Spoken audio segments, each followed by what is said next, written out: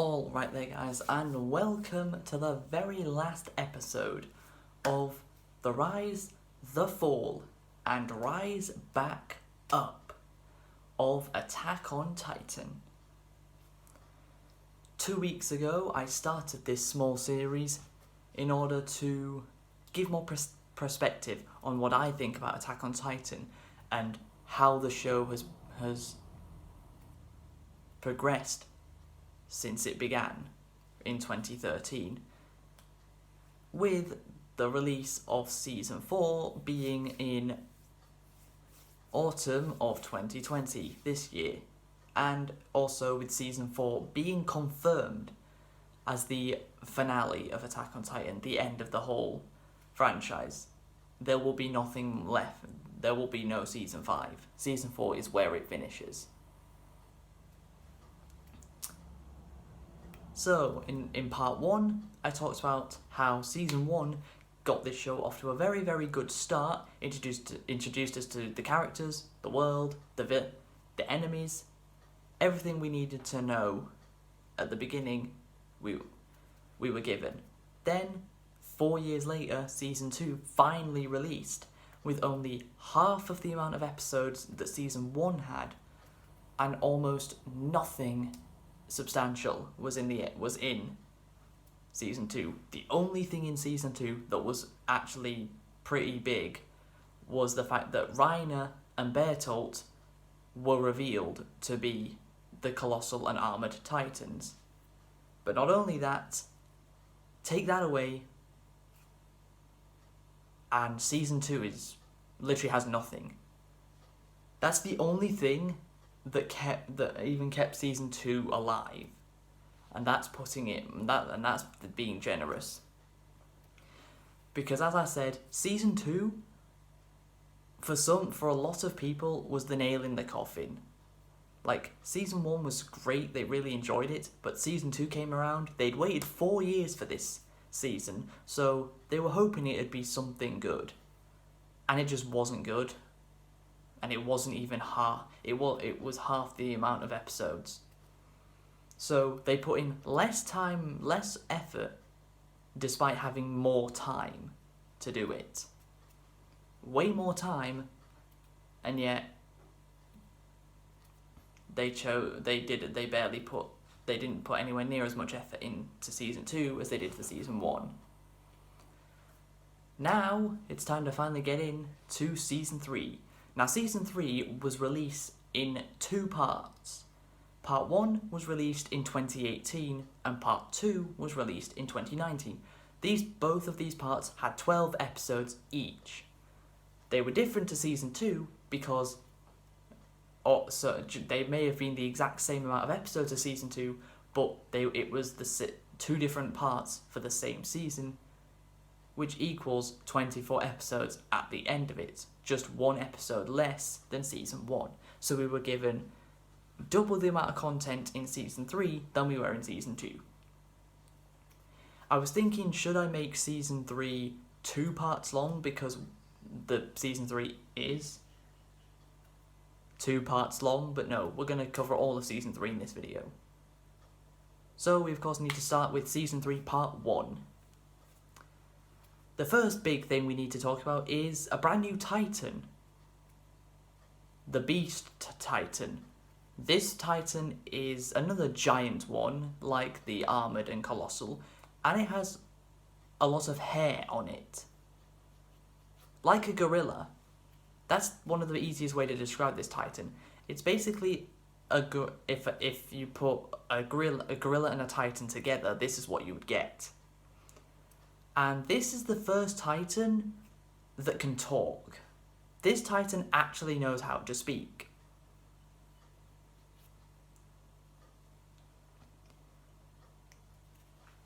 And he is important throughout the entire season. The main thing he does is throw really big rocks at the base of the village, where everybody is. But he becomes very relevant in the second part of Season 3. Season 3 starts off with this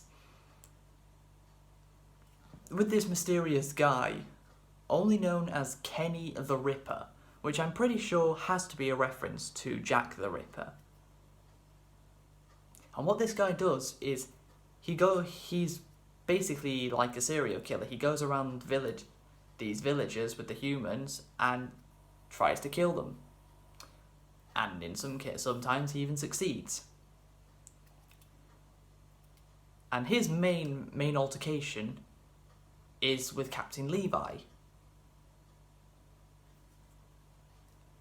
And Kenny the Ripper recognises Captain Levi, and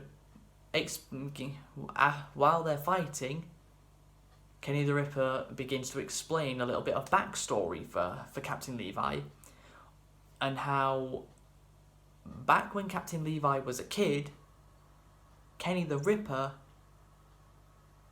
basically adopted him and taught him how to fight. Which is why Captain Levi is struggling to beat Kenny the Ripper, because the way Levi fights is the same way Kenny the Ripper fights, because he's the one that taught Levi to fight like that in the first place. And Kenny also reveals to us that Captain Levi is related to Mikasa. The two of them are actually... Now, I'm going to say give two options, that way one of them will 100% be right.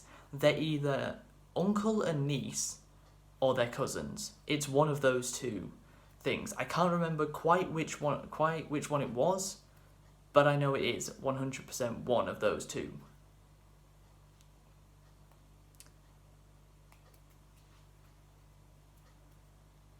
And the altercation of Kenny and Levi does end up being Levi coming out with the win, but he ends up feeling very sad at the time of Kenny's death, because Kenny did so much for Levi that Levi just didn't remember.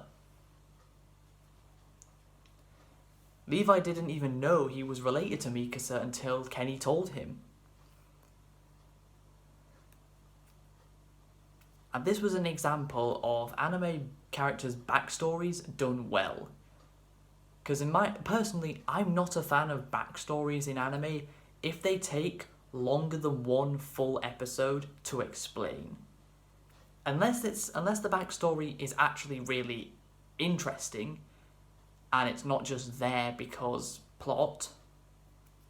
Because it can be there for just plot, but it can also be there for plot and actually be interesting at the same time. Captain Levi's backstory was interesting, so I think that's something that season 3 had good going for it, and from the very early signs of season 3, you could see the quality of the show going back up. After season 2 brought the show's quality very far down. Season 3, the early signs in season 3 of the show's quality slowly and gradually going back up, which is what we wanted to see. Because this show is known as a modern classic.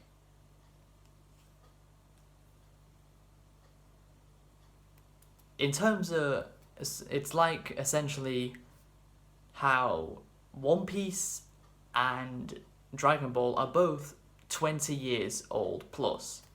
One Piece is 21 years old, and Dragon Ball is 34 years old. Over the entire series, it started 34 years ago, and people still watch those shows now. Essentially, basically, Attack on Titan is the equivalent of that now. How in about 10 to 15 to possibly 20 years time, how we view Dragon Ball and One Piece now is how in about 20 years we will view Attack on Titan. It's a modern classic now because it's still going on, but we know that in a few decades' time, this will be known as a classic. So,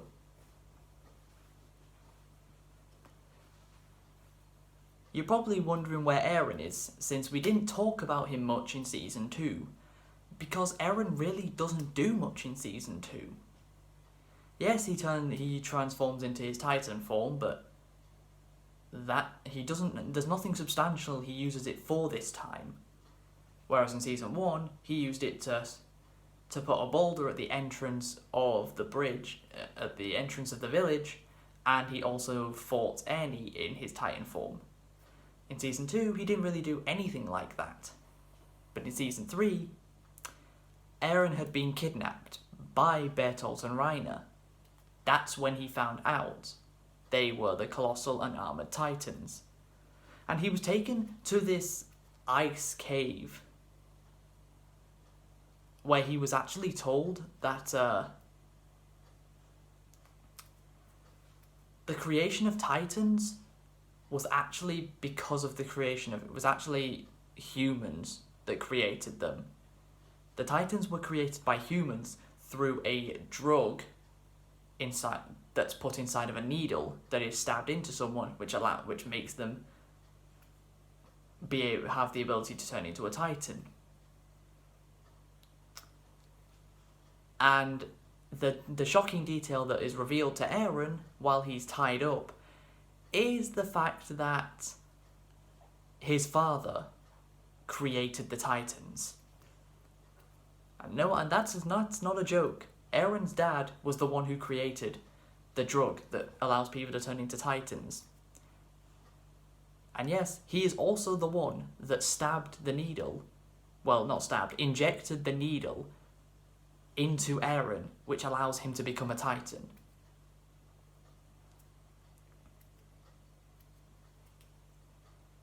And Historia is also in this ice cavern. Although she has a bit of a dilemma. Does she help Eren, or does she help the people against him? And this is where we are introduced. We were introduced to this a little bit with Kenny the Ripper. You know how for the first 2 seasons, swords are the only weapons that have been used to fight the Titans? Well, Kenny the Ripper used guns. And so do all the soldiers that have kidnapped Eren. They're using guns as well. So for a lot of the first half of mostly of part 1 of season 3, the first 12 episodes, is the Scout Regiment looking for where Eren has gone after being kidnapped. And when they first arrive,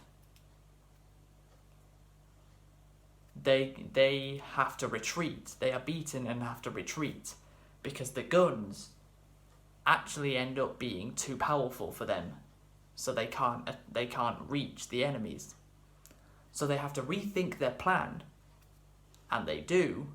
Then when they come back the second time, they use these soldiers' guns as their own downfall, and show why swords are still more effective than guns in the Attack on Titan world.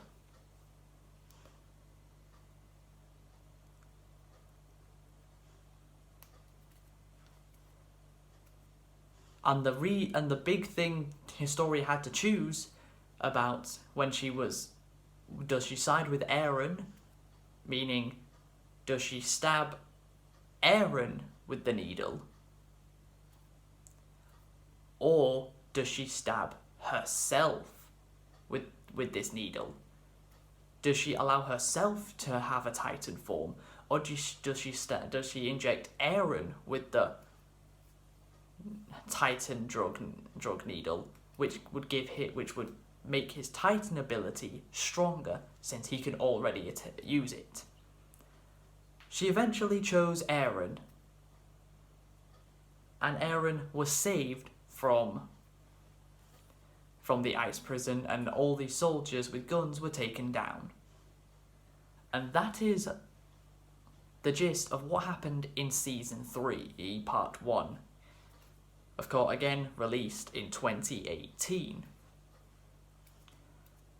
We had much, much better action than we did in Season 2. Historia's real name, which is actually Historia, she was using a fake name in Season 2 that I forgot. Historia was properly revealed to be her real name in Season 3.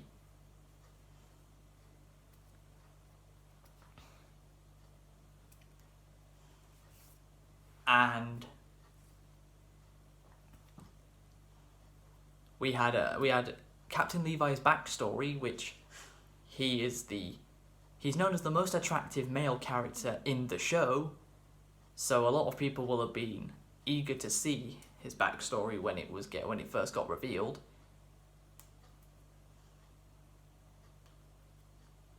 And that's all she wrote for season 3, part 1.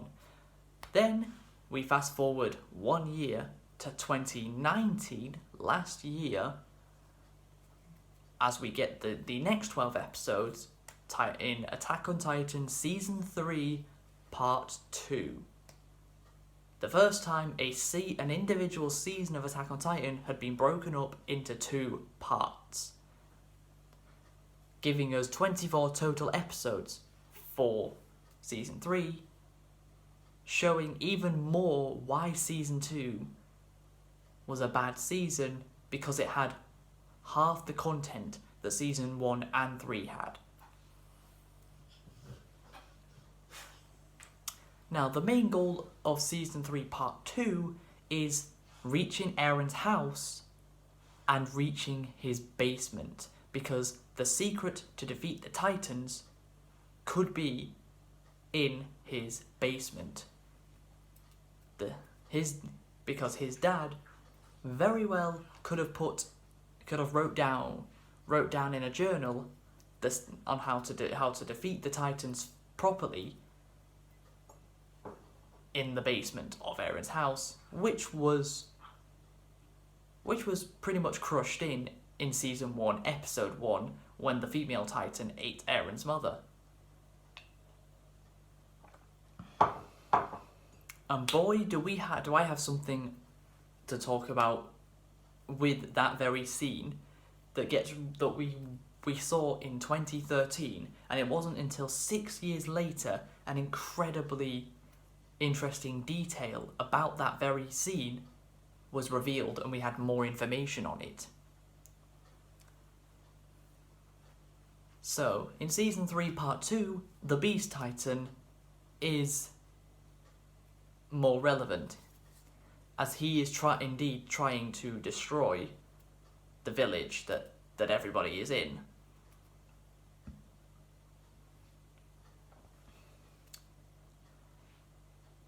And Levi is sent to try and take down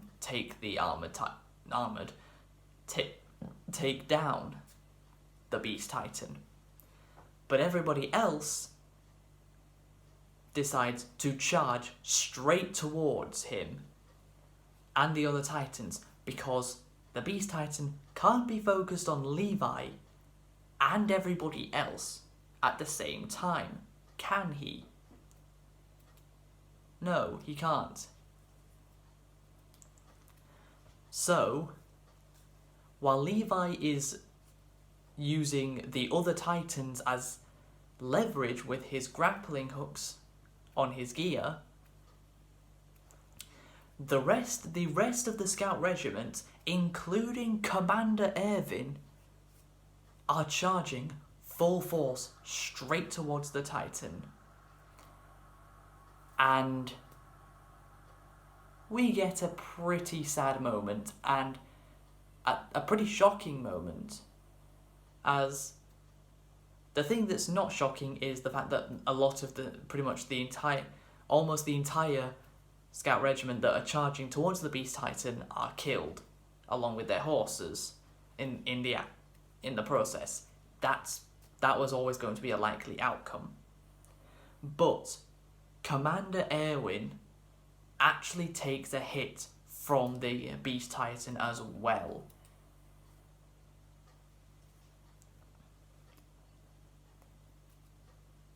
Levi does manage to get hit on the Beast Titan, but not enough to kill it.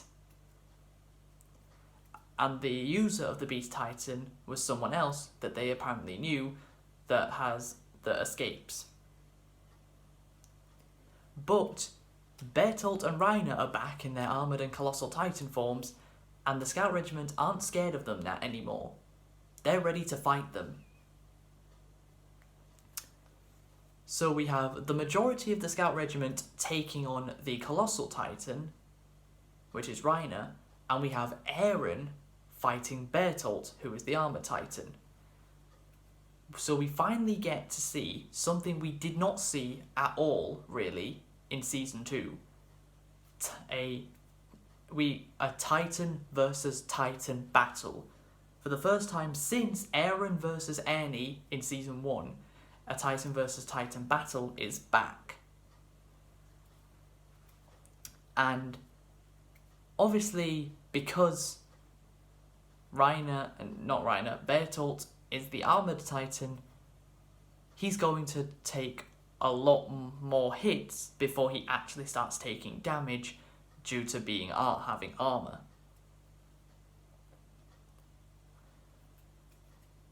So Eren decides to attack different spots of Bertolt's body in order to try and break the armour. After trying for a little bit, it actually ends up working. And then Levi gets a hold of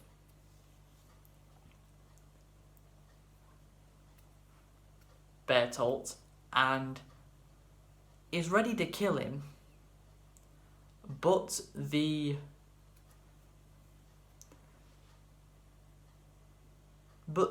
I think it's called the Moving Titan. I can't remember the name of it, but it's a Titan that basically has a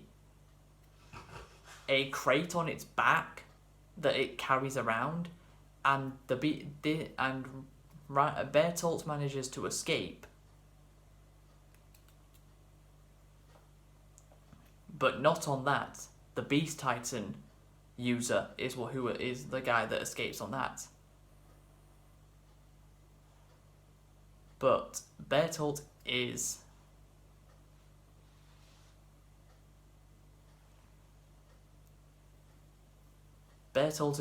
also allowed to live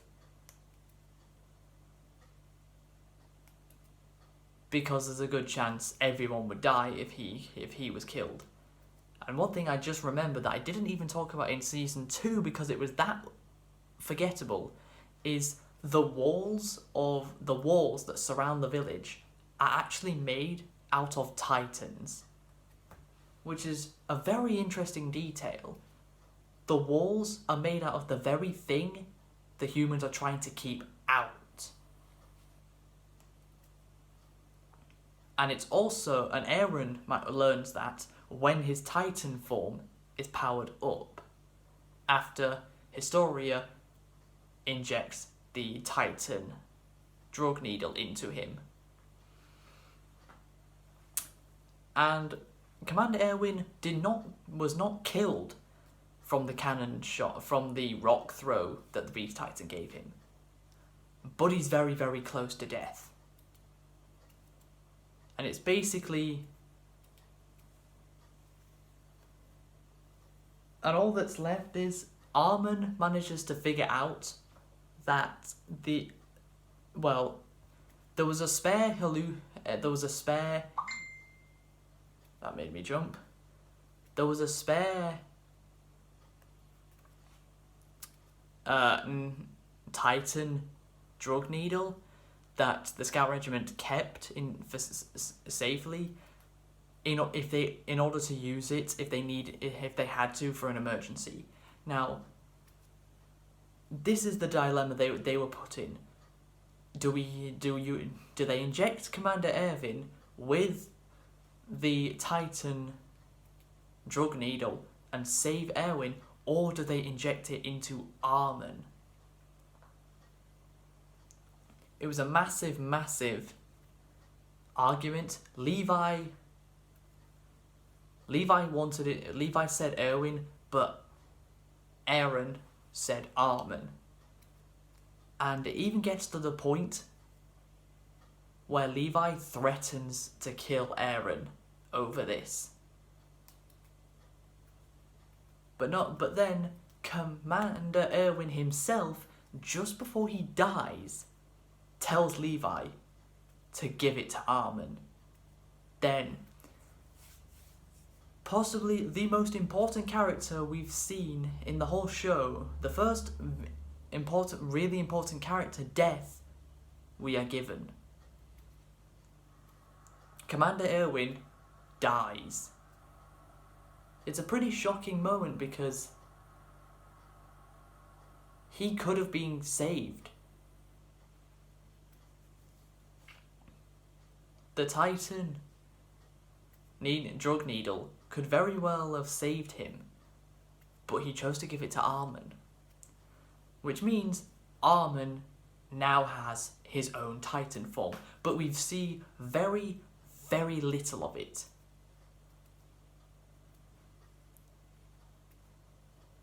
And there's nothing really about it I can talk about because he doesn't do anything major with his new Titan form. But Season 4 is where his Titan form is going to be incredibly important in helping Eren and everyone else succeed in defeating the Titans and erasing them to save humanity. Now, the very last thing I want to talk about in Season 3 Part 2 is after... Well, no, there's two more things. The second one is Eren and the rest of the Scout Regiment finally arriving at his house and his basement to find the journal that could possibly have a method of defeating the Titans completely. But it's actually the very first... But I'll talk about that now. What they were looking for was not there in the basement. It actually happened to be somewhere else. And that's the journey that we will be going through in Season 4. But now let me talk to finish this series off. I want to talk about one more thing. And that is Season 1, Episode 1's very first human killed by Titan scene, where a female Titan picks Eren's mom up from under his crushed house and eats her. That was the very, very first human death to a Titan we had seen in the whole show. It was a pretty shocking moment when it first happened because it gives you a very, very good indication that this show is not friendly to the main character. This show is not friendly to the heroes. They are going to be struggle. They're going to have to struggle really hard. But Eren starts having these weird dreams of his father way back in the past and way before he was actually even born, where Eren's father is actually in the middle of trying to create this Titan needle drug that now, of course, exists. And we see him with his wife, who is not Eren's mom.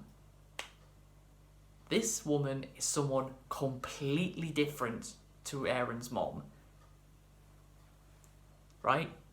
And she basically offers to...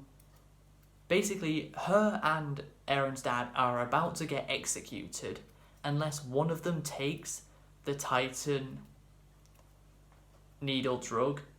Eren's dad is the one who's meant to take it, but he outright refuses to do it.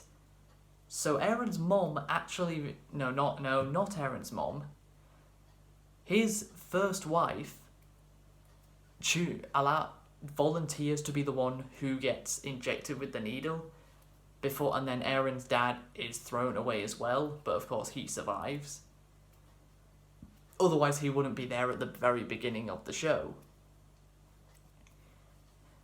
And Aaron and his wife is one of the first people to be injected with this Titan needle drug. And this is honestly possibly the most shocking moment, in my opinion, in the whole series so far. This is crazy what's about to happen, or what I'm about to tell you.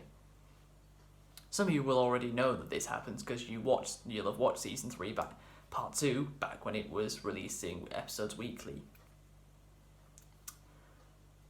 The female Titan that was married to Aaron's dad before his mom was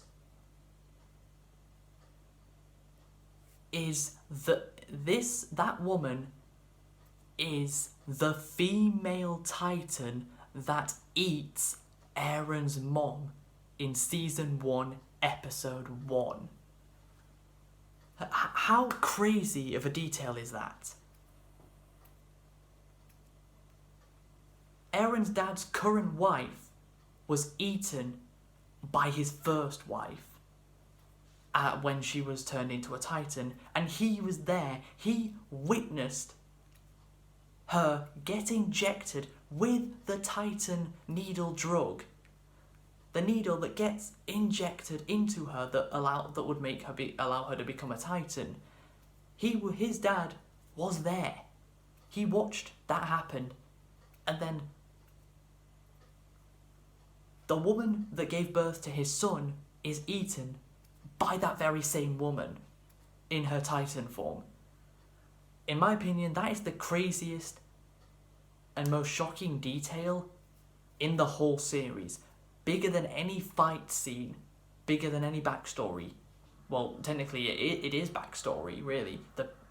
And it's a backstory thing. I've just said, I don't like backstories that go on longer than an episode. And this backstory went on for about 3 episodes. But I enjoyed all of it. I enjoyed all 3 episodes of the backstory. Especially when it had a climax like that. The very first scene of the very first human death to a Titan scene in the whole show was Aaron's mom being eaten by the woman that was married to her husband before she was. Because her dad originally thought this drug was going to kill his first wife. Of course, it didn't. But yeah, that's easily the most shocking and crazy detail in the entire show, in my opinion, so far. And who knows, will season 4 be able to top that scene with something even more crazy and shocking? We'll have to wait and see. But that is going to be it for the rise, the fall, and rise back up of Attack on Titan. This video, of course, covered the rise back up. So, we started here at the beginning of season 1, neutral, no up or down because the show hasn't started yet. Then we were like this for all of season 1. Gradually, we went higher. But when we were here for season 2, this happened. In my opinion, it took a pretty big dive to where we were below. We were here in season 1, episode 1, but by season 2, episode 12, we were here. We were actually further down in terms of quality than when we started. But we were down here. Then season 3, part 1, we were here. We were just above. We were just above where we started, and then season 3, part 2, we were here. We were at the highest point we had been at for the entire show. And even though Attack on Titan is not in my top 10 favourite anime, and I still would not put it there now, it is a great show. And if you guys gave up, watched seasons 1 and 2, and then gave up after season 2, I beyond highly recommend you should go check out season 3. And hell, you don't even have to wait for the episodes to come out weekly. You can watch all of the first 24 episodes of season 3. You can watch parts 1 and 2 right now. So that is going to be the end of this video and this little series as a whole. I hope you guys have enjoyed me talking more about Attack on Titan instead of just making it one video, making it in 3 whole videos. Please be sure to leave a like, subscribe if you're new to the channel, follow me on my social medias, and on Wednesday I will have a video about Overwatch. If you guys follow me on Twitter, you'll understand why. But until then, catch you later.